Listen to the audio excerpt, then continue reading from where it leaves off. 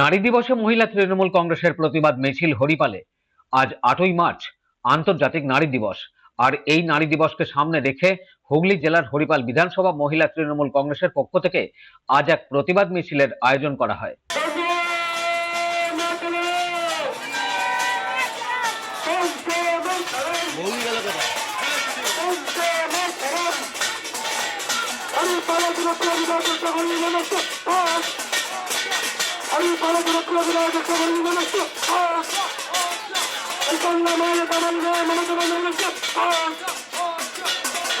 রান্নার গ্যাসের দাম বৃদ্ধি, এসআইআর এর নামে নির্বাচন কমিশন ও বিজেপি সরকার সাধারণ মানুষকে অযথা হয়রানি করে নাম বাদ দেওয়ার চক্রান্ত এবং নারী দিবস উপলক্ষে হরিপাল আরামবাগ সাংগঠনিক মহিলা তৃণমূল কংগ্রেসের সভানেত্রী ও বিধায়ক ডাক্তার করবী মান্নার নেতৃত্বে হরিপাল গোপীনগর হরা মোড় থেকে হরিপাল ডাক বাংলো মাঠ পর্যন্ত কয়েক হাজার মহিলাদের নিয়ে মিছিলের আয়োজন করা হয়।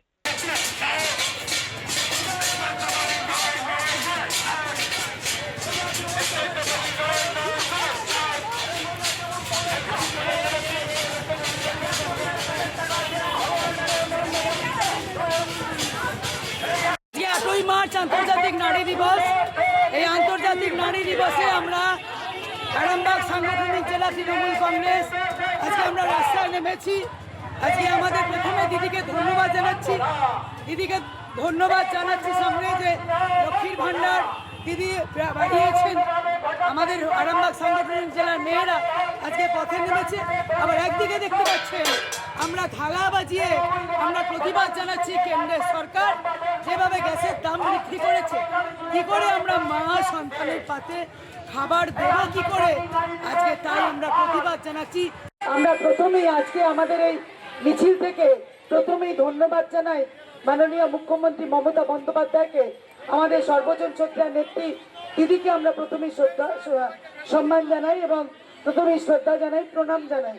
কারণ আজকে আন্তর্জাতিক নারী দিবস।